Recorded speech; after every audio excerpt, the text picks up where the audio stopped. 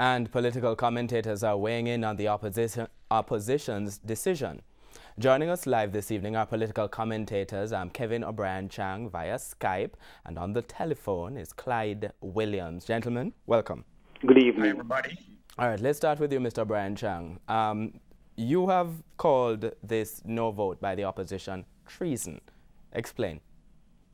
Look, the first job of a government or an opposition is to keep its people safe. I mean, politicians in general, the government and opposition are supposed to work together for the benefit of the country. And you're supposed to keep people safe, keep them alive.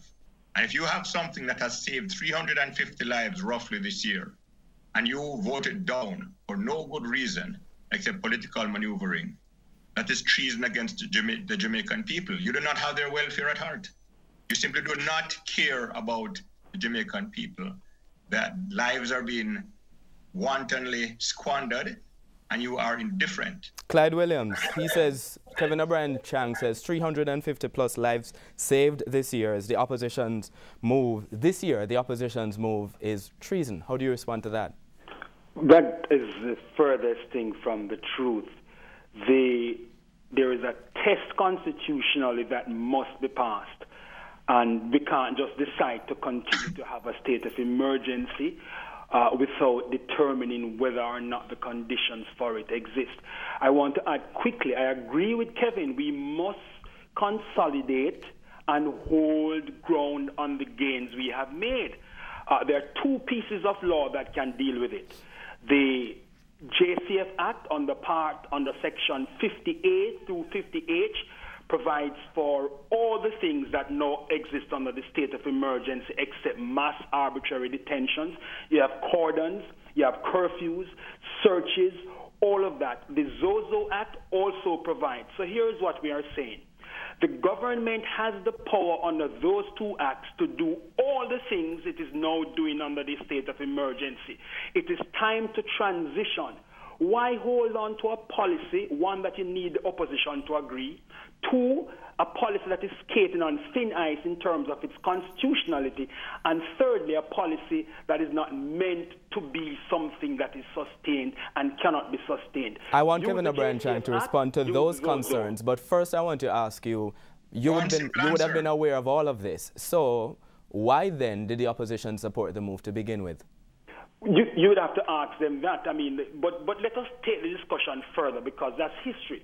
They supported it for a variety of reasons, but we're at a point now, because remember, we're coming from 183 murders per 100,000 in St. James in 2017.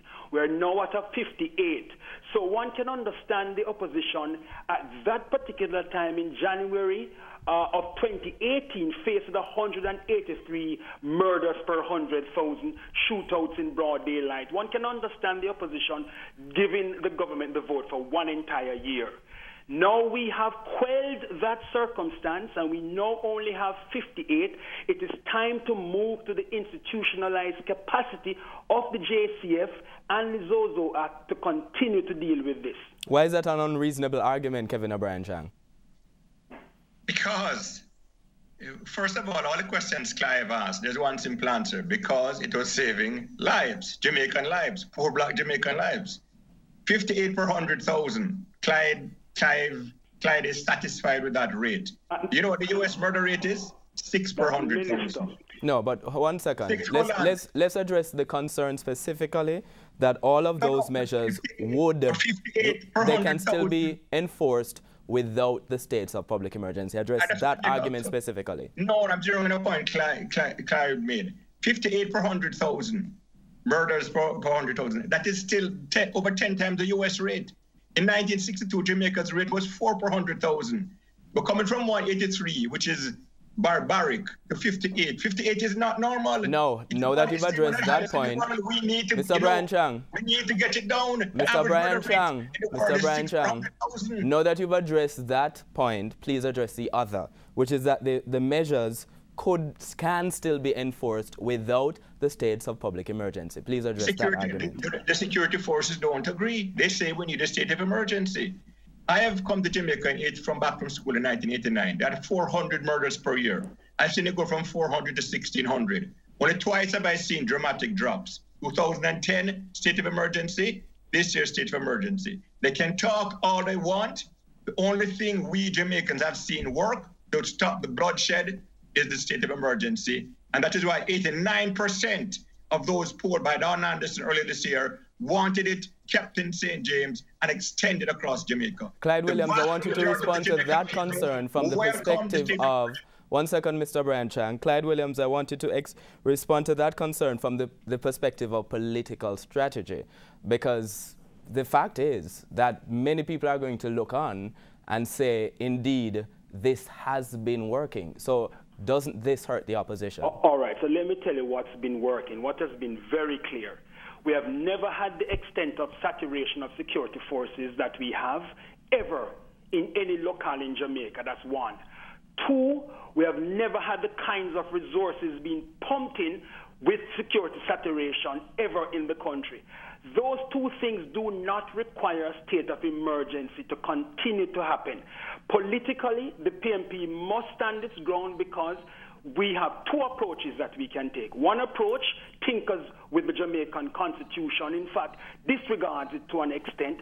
The other approach says we achieve the same outcomes, but we do not disregard the constitutional provisions. I want to comment on the 58 per 100,000. Of course, that is unacceptable. I am only saying to you it was at 183, and you could understand why the PNP supported it. Let me give Kevin some facts. There are about 7 parishes right now in the country where it's over 52. St. Catherine is at 47 for the entire parish, and there are divisions that are more significant. Is Kevin O'Brien Chang saying that we will have to have a state of emergency in half of Jamaica so as to bring the crime problem under control? And if that is the case, then we might as well suspend the constitutional provisions, because the provisions are very clear. States of emergencies are not long-term measure. The whole notion of emergency is not something that goes for a year, 2, 3, or 4. Unfortunately, gentlemen, we are out of time, but this is a debate that we're going to be continuing this evening on TVJ's All Angles. I'd like to thank Kevin O'Brien Chang, political commentator, as well as his fellow political commentator, Clyde Williams. Gentlemen, thank you very much. Doreen? You're welcome.